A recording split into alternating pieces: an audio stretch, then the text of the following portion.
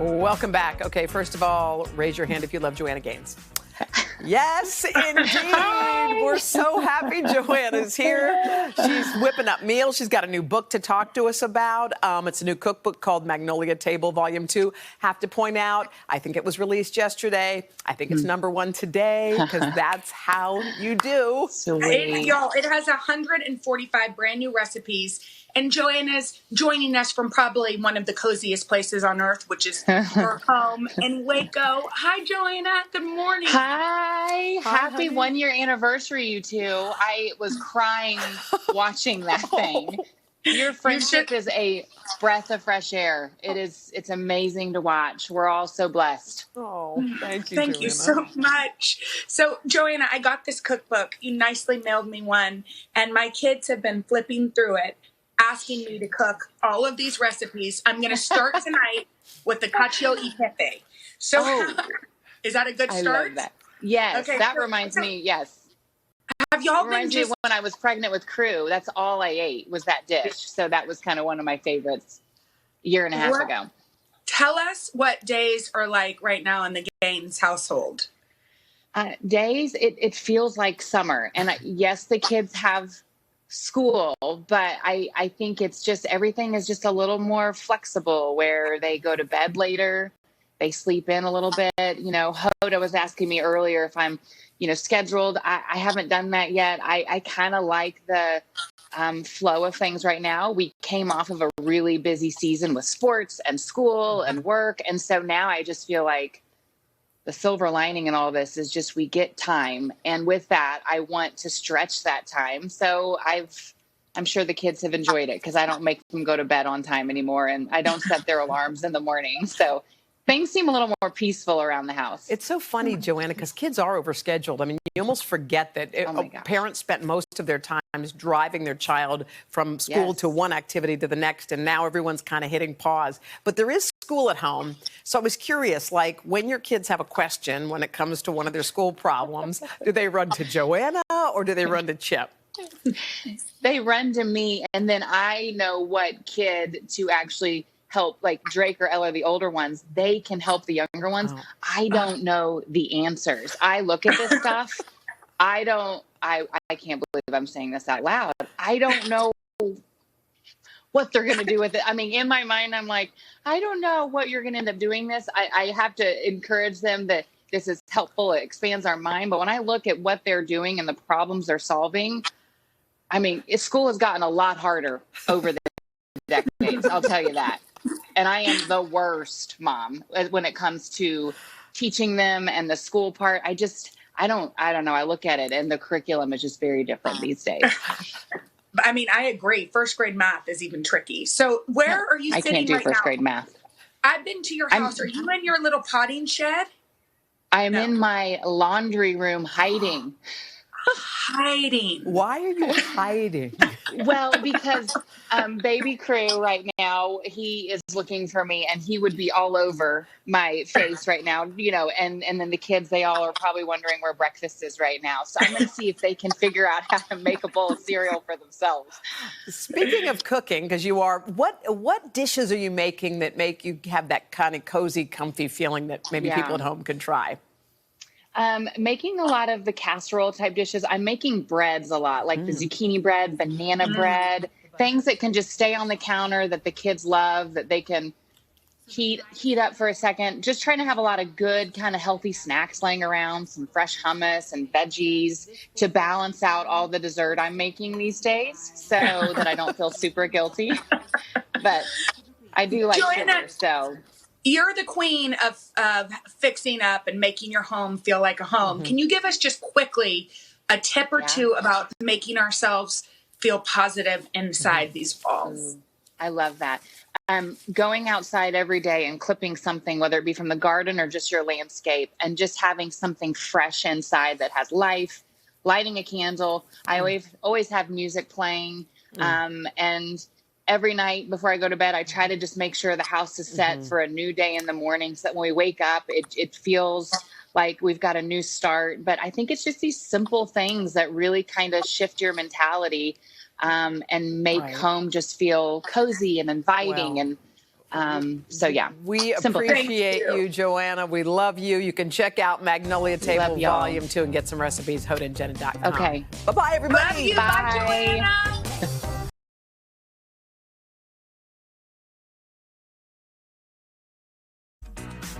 Well, welcome back. Okay, first of all, raise your hand if you love Joanna Gaines. Yes, indeed. We're so happy Joanna's here. She's whipping up meals. She's got a new book to talk to us about. It's a new cookbook called Magnolia.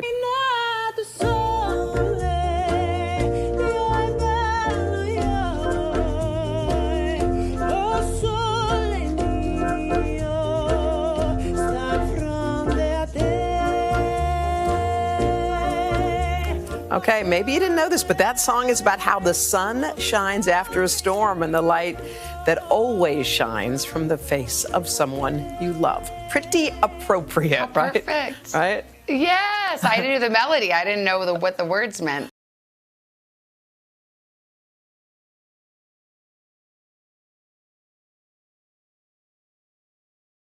To bring in our medical correspondent, Dr. John Torres. Dr. John, that was a very disturbing and upsetting report. African Americans are being hit disproportionately hard. We broke down some of the reasons why. Medically, why do you think that is? So, Hoda, you're exactly right. It is very disturbing to hear these, and it's people of color generally are more susceptible to diseases, and we know that they have those pre-existing conditions, the diabetes, the heart disease, the asthma, that makes them more likely to suffer consequences because of coronavirus. And part of the reason they have that is there is a genetic component behind that, because we know that some of these things like high blood pressure in African always shines from the face of someone you love. Pretty appropriate, right? Perfect. Right? Yes, I knew that. Situations where they're not only more likely to get coronavirus, but also more likely to suffer the consequences behind it. Healthcare access is limited in some situations, in a lot of situations across the country. And to be honestly frank, there are some situations where they're distrustful of the medical community because of history that's happened in the past, and so they're more reluctant to seek medical care until they absolutely need it, and that means they're not getting that early care that can have a huge impact. I would imagine it's easy to track race in a hospital, but not as easy to track poverty. Do you think the most vulnerable are the poorest, regardless of race?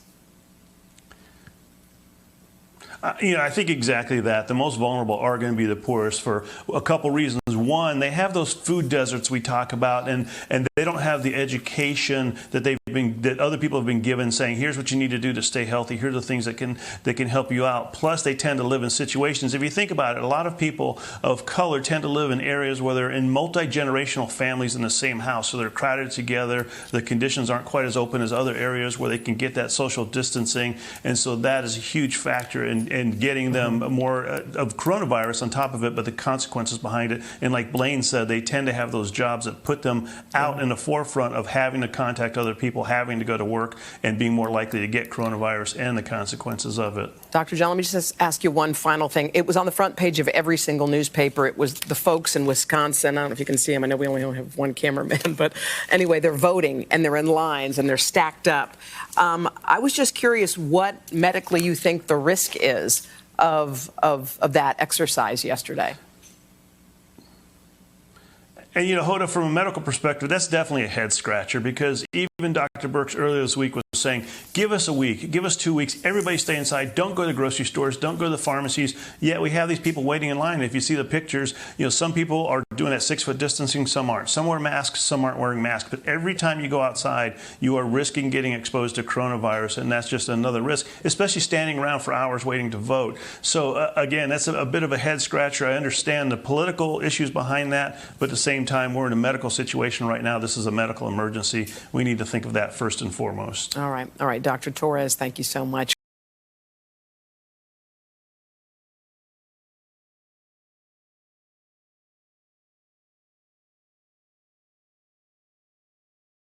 If you're looking for a good laugh right about now, well, you've come to the right place. One of the funniest guys around, our pal Tracy Morgan. He's with us. His show, The Last OG, it returns to TBS tonight with his character Trey continuing the fight of reminding people of what his Brooklyn used to be like. Take a look.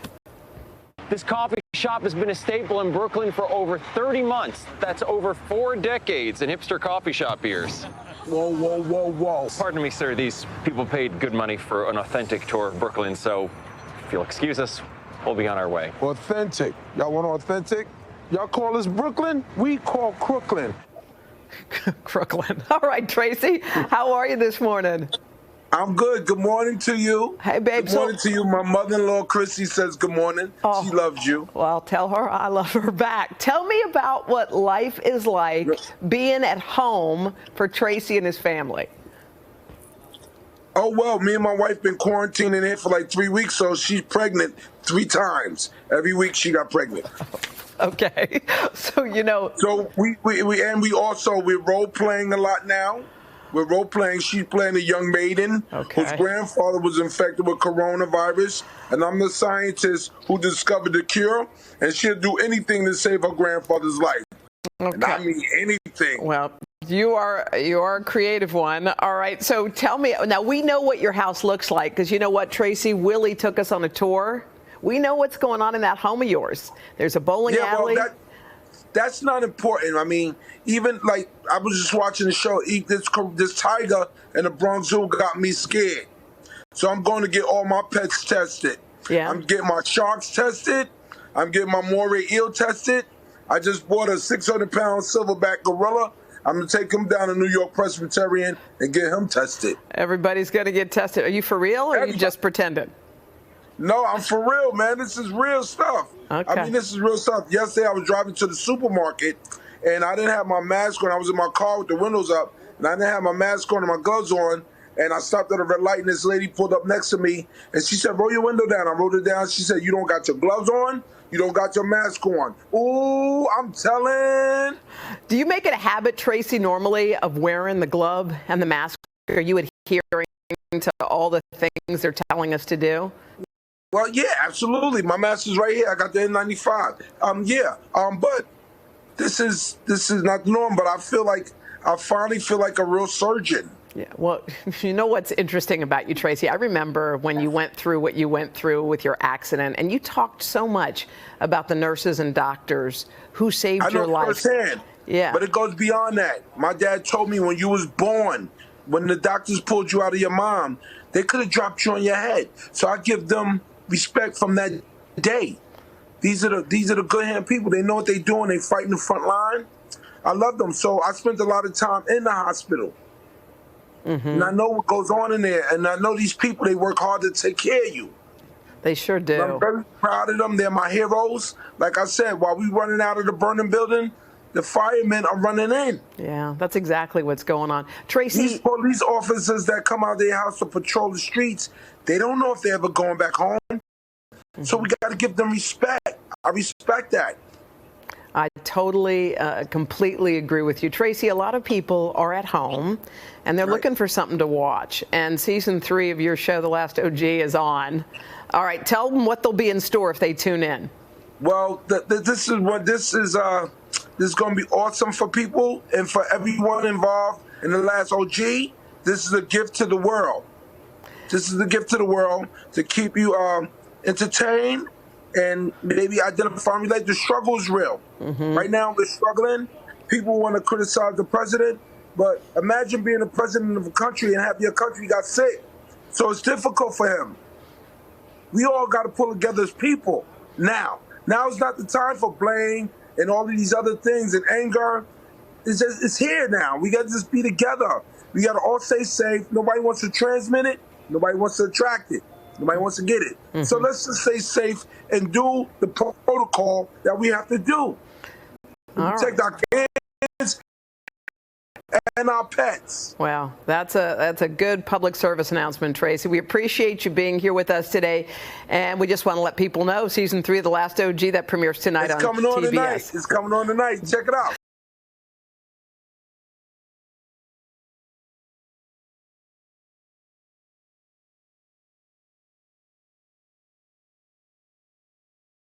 Something new, our series On Call, answering your questions about coronavirus. There's so much info out there, so it's hard to know what to believe. NBC medical correspondent Dr. John Torres is going to help us sort all this out. Hey, Dr. John, so we started our newscast with some hopeful news that New York and New Jersey appear to be flattening the curve. Now, a lot of people at home might be going like, yay, it's over. But where are we in this fight? And Hoda, you're right. We are not over with this at all. Flattening the curve just means that we're doing the good job of not getting it all of a sudden at once to overwhelm the hospital system. But it's happening because of all the different steps we're taking. And if we start relaxing on that, that curve's going to pop right back up. So we cannot let our guard down here. All right. Well, in Georgia, speaking of that, the beaches were reopened yesterday. And we saw a bunch of people on them. A good or a bad idea? You know, I think it's a bad idea because a lot of people say, well, if you stay 6 feet away, if people wear masks, the reality is people don't go to the beach to wear masks. They don't go to the beach to stay 6 feet away from somebody else. So eventually they're going to start mingling throughout the day. As we've told them time and time again, we just need a week, maybe 2 weeks of just calming everything down, people staying indoors. We need to get over this, but people are going to have to do that for the next week at least. Let's do that. Let's not open beaches. Let's not go outside any more than we have to. Let's make sure we do the things we know are going to work to, again, flatten that curve so we can get through this as quickly as possible. I think every single person is desperate for a treatment for this virus, and the president has been touting over and over in news conferences hydroxychloroquine. It's the anti-malarial drug that has not been proven to help in COVID-19. There are no case studies. Listen to the president's soundbite. I say it. What do you have to lose? I'll say it again. What do you have to lose? Take it. I really think they should take it. But it's their choice. And it's their doctor's choice or the doctors in the hospital. But hydroxychloroquine, try it if you'd like. All right. So his question is always, what do you have to lose? So I'm going to ask you that question. What do you have to lose? Well, potentially you could lose your life because there is one side effect with hydroxychloroquine. You can get a heart arrhythmia. You can get your heart beating erratically, and that can cause problems, especially if it's taken in conjunction with that antibiotic people talk about, zithromycin, because that also has the same side effect. Doesn't happen often, but we don't always know who it's going to happen to. And on top of that, we're not even really sure it's going to work the way that we think it's going to work. It did great in the labs, and in really small studies, it looks like it might be a little hopeful, but we can't put anything on our hopes. We have to put stuff on scientific data. So to say, hey, just go out and take it, what harm can it do? It could potentially do harm. Every medicine has side effects. This one is not unique in that. And trust me, as doctors, we're as desperate as anybody to get medicine that can help with this. But we need to wait more on this one. We need more clinical trials to find out if this actually can work and not cause more harm than good. Dr. Torres, there's been something circulating on Facebook. I think a lot of people are wondering if they already had coronavirus back months ago, and this was what was written. It said in part, who got sick in November or December? It lasted 10 to 14 days with the worst cough that wouldn't go away. Then you probably had coronavirus. Is that a possibility? And Hoda, I think it's a lot of wishful thinking on a lot of people's part here. It's a possibility, but it's not really probable. It probably didn't happen because if you think back in November, January, even February, the flu was here. The colds were definitely here, which is a different type of coronavirus. And so more than likely, that's what you had. If you got sick come March, April, then more than likely it was probably coronavirus, but that's later in the year. The thing I'm telling people is if you got sick early on, November, December, January, February timeframe, don't assume you had coronavirus. Don't go out there saying, I think I have a good immune system now. I'm immune to it. I can do the things I want to do, because more than likely that's not what it was. I want to end asking you about that tiger in the Bronx Zoo. The tiger tested positive for the coronavirus, and I'm sure a lot of people at home are wondering, well, wait, I have a pet, I have a cat, I have a dog. If the tiger can get it, can my cat get it? Can my dog get it?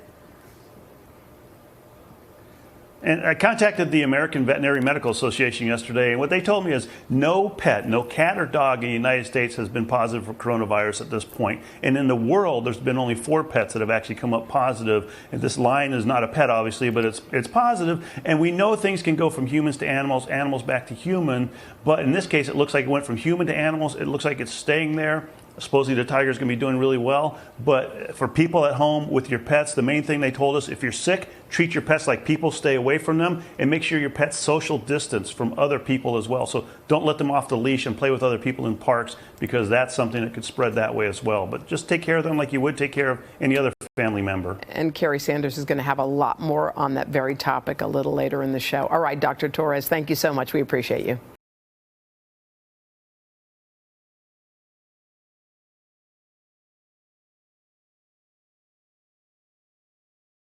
Something new, our series On Call, answering your questions about coronavirus. There's so much info out there, so it's hard to know what to believe. And that's waiting for us to come back.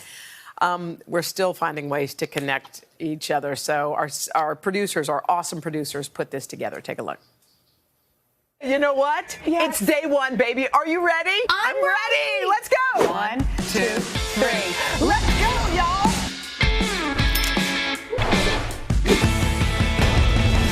What is Hoda's favorite karaoke song? Old Town Road. What? Hoda? Oh my God! The new gig is great. We want to welcome Hope Catherine, who is now part of our family. They are amazing. My heart is like exploding. Janet, Yes, pregnant. I'm pregnant. Oh my God! It's a boy! I'm home. 3 kids is a whole new thing, but we're having so much fun, and I'm just staring at a precious little baby. This beautiful chaos is what life is all about. Let you guys in on a secret. I won't tell you. Well, I'll give you her initials. Her initials are Hoda Kotb, and she's engaged. Wow! What? Wow! I didn't even know that. Hoda is engaged. I'm so happy. That's all I care about. Yeah. You know, it's my little girls, and Yeah. and I miss them. But And your son. and my son. Did I do it again?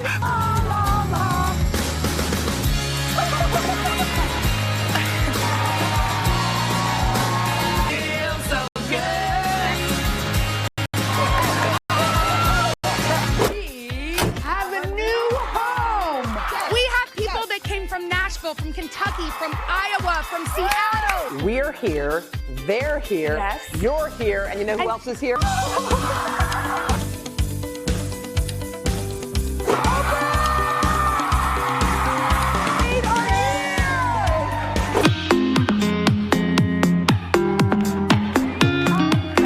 Hoda, your space has a hole in them. Yeah. I've actually was just blow dried with a blow dryer in the armpits, and I have to say, it's one really great feeling. Even if y'all don't sweat, are we on TV? I don't know. You have to pick the people who lift you up. Guess who one of those people is for me? That's you. And you do bring me up from the moment I see you. Even through FaceTime, I feel close to you. I feel close to you too, Jenna. I just want to thank you for being the highlight of my morning. Thanks for being a bright spot in our day. We appreciate you. To you and your entire Today Show staff for bringing some laughter, wisdom, zaniness into my home. I love and appreciate getting to see you guys still, even though we're stuck at home in our houses, homeschooling our kids. You made it into my gratitude journal today because of all of the joy that you bring. I just wanted to say how much I appreciate you and thank you so much. Love you too. Oh. Oh, wow. Oh, that was so beautiful. How Our nice, team. by the way, the people at the end. I who were know. Thank y'all for watching. Yeah, that meant, God, that meant everything. It's hard to believe that, number one, a year's gone by. Yes. And number two, we have been separated for most of it, but I feel it's so incredibly connected. It's really weird, isn't it? It really is. And you know what? It's so funny because in these times you can forget what that feels like to dance with someone, to be in a room full of people who you love, even though you don't know them. And I've been going back and looking at pictures of times that bring that joy, just to remind myself that we are going to get through this. We're going to feel that power of sitting in our churches or sitting in our schools, sitting in our studio. We'll be back there again. Yes. I just want to thank you for an awesome year. Oh, it has been like my privilege and pleasure. We've had so much fun together, and we're just getting started. We have to point that out. We're just getting started. Our studio, I can see it every morning across the street, and I think about getting back in there, and I can't wait till that happens. But in the meantime, We want to answer your questions if you have any for us. So we're going to do, Jen and I are going to do an Instagram live thing at 11 o'clock Eastern from our It's account. like a party. Come join us. It's our 1-year anniversary party. So you just go to Hoda and Jenna on Instagram. Yes. And then we'll be doing a live thing. So I've got my instructions on how to get on it. It's lengthy. But just say a little prayer. We can do it, but I think we can. Yeah, we can.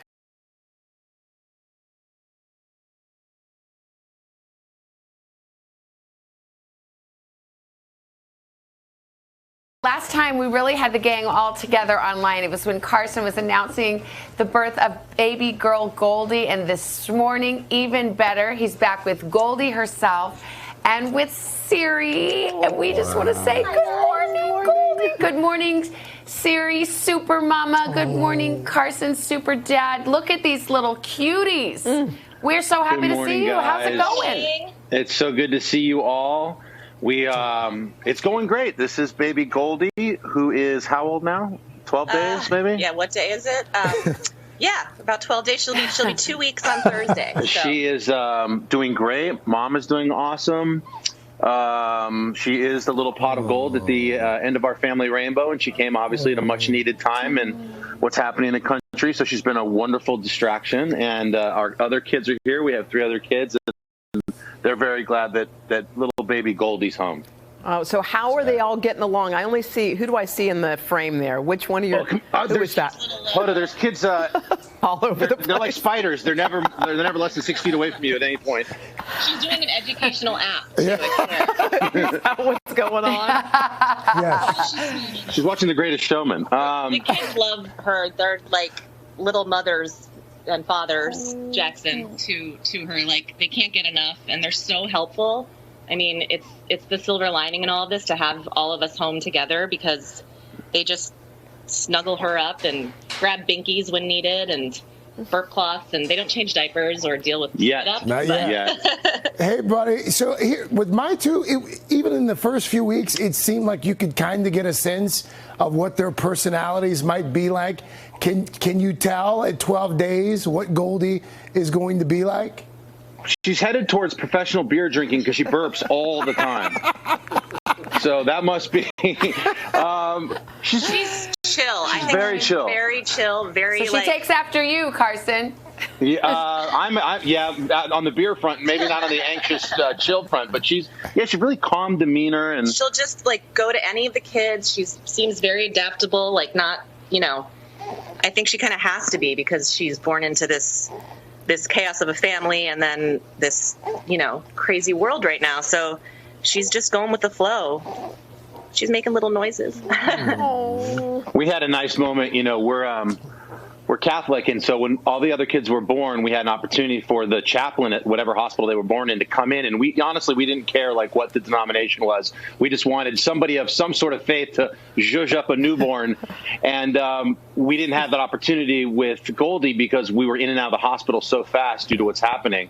So we had a nice little outing here recently where we live in Long Island, where we got to do a drive-by blessing with Father Bob there. That's our Catholic priest at our local parish, St. Mary's, and he married Siri and I, and he blessed our home when we got it. So we drove Goldie down there, and he stood 6 feet away and gave us a wonderful blessing. So that's really been a highlight in the last 48 hours. A drive-by blessing. Wow. My one time out of the house. Carson, we have another. You were saying, Carson. Oh, sorry. Go ahead. Go ahead. No, you go, Savannah. I just was saying, Carson, that you texted a couple of days after Goldie was born, and you said we really needed her light right now. And I think that's so true. I know every time I see a picture of her, I start tearing up. And what has she really brought to the family, to Daly's party of 6 now? Well, that's sweet. And don't fight over me, girls. It's like high school again. There's plenty of me to go around. It's been amazing. It's a really bittersweet event, as we all know, because we're all hunkered down in our homes.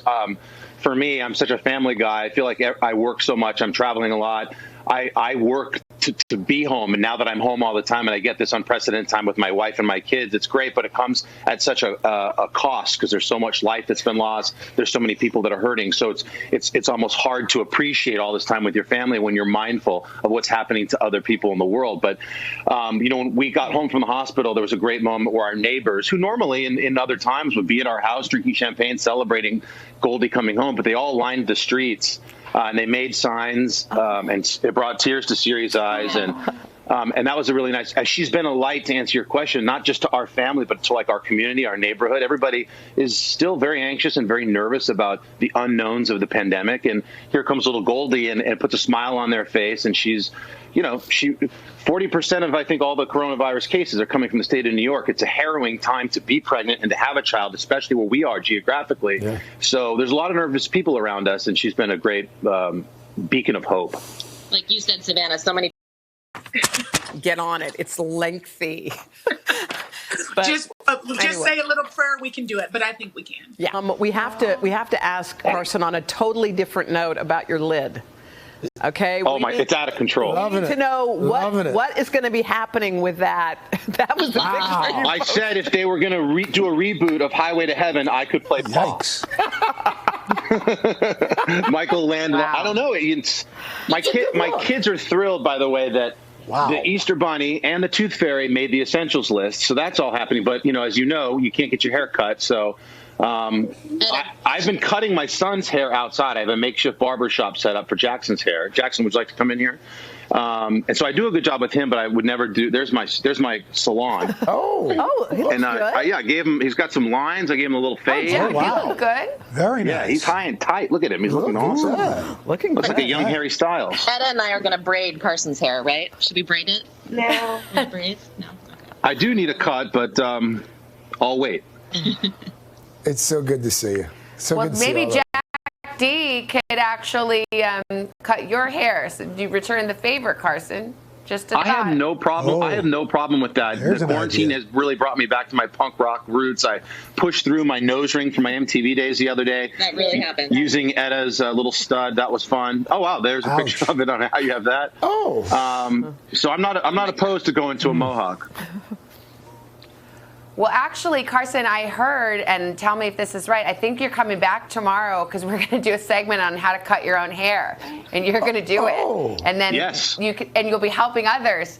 And I would like to say I hope my husband will be watching that segment as well. Yes, I'm excited to do that. Public service announcement. I stood in line to be in that segment. So, tomorrow we'll chop it up. All right. Okay. We look forward to that, Carson. That will be my CTV. Goldie, you guys, thank you so much. We love when we miss you all a lot. Brother. We miss you guys too and love you and can't wait to see you again in person. So, and thanks everybody watching for the well wishes. We're praying for you and your family. All right. We love you.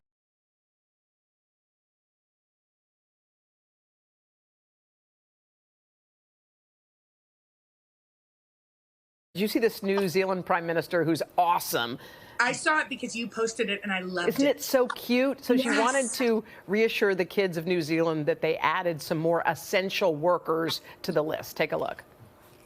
You'll be pleased to know that we do consider both the Tooth Fairy and the Easter Bunny to be essential workers. But as you can imagine at this time, of course, they're going to be potentially quite busy at home with their family as well and their own bunnies. And so I say to the children of New Zealand, if the Easter Bunny doesn't make it to your household, then we have to understand that it's a bit difficult at the moment for the bunny to perhaps get everywhere. But I have a bit of an idea that maybe in lieu of the bunny being able to make it to your home, you can create your own Easter hunt for all the children in your neighbourhood. So if you're one of those homes that's had a teddy in your front window, maybe draw an Easter egg and pop it into your front window and help children in your neighbourhood with their own Easter egg hunt. Love her. Love her. Don't you love that? You can tell she's a mom.